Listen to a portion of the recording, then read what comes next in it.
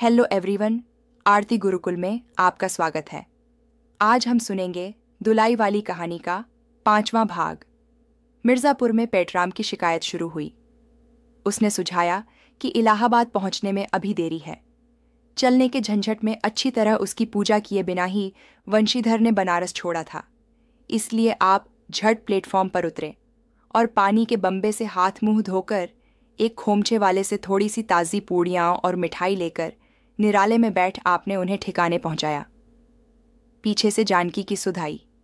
सोचा कि पहले पूछ लें, तब कुछ मोल लेंगे, क्योंकि स्त्रियां नटखट होती हैं।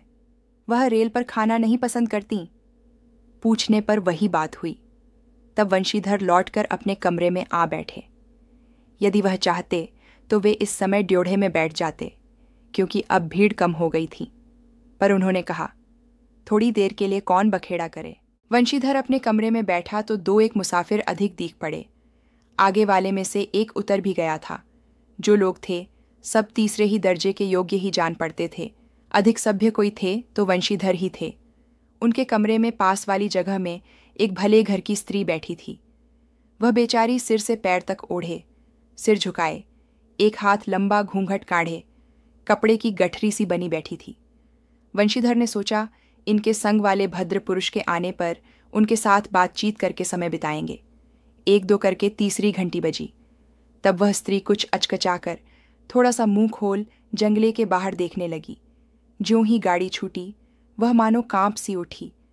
रेल का देना लेना तो हो ही गया था। अब उसको किसी की क्या परवाह, अपनी स्वाभाविक गति से चलने लगी। प्लेटफॉर्म पर भीड़ भी न थी। केवल 2-4 आदमी रेल की अंतिम विदाई तक खड़े थे। जब तक दिखलाई दिया तब तक वह बाहर ही देखती रही। फिर अस्पष्ट स्वर से रोने लगी। उस कमरे में 3-4 प्रौढ़ा ग्रामीण स्त्रियाँ भी थीं। एक, जो उनके पास ही थी, कहने लगी, अरे इनकर मनई तो नाही आइलेन, हो देखो रोवल कर थईन। दूसरी, अरे दूसर गाड़ी में बैठा होई हैं। पहली, दुर्वौ रही, ई जनानी गाड़ी थोड़े है।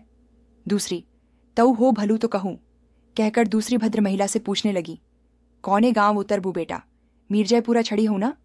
इसके जवाब में उसने जो कहा वह सुन न सकी। तब पहली बोली, हट हम पुंछलाना, हम कहाँ कहाँ उतरबू हो, आई इलाहाबास। दूसरी, इलाहाबास कौन गांव ही गोइयाँ। पहली, अरे नाही जनलम, पई आग जी, जहाँ मणि मकर नहाए जाला। शेष कहानी अगले भाग में। वीडियो अच्छा लगा हो तो लाइक कीजिए और चैनल को सब्सक्राइब कर दीजिएगा। धन्यवाद।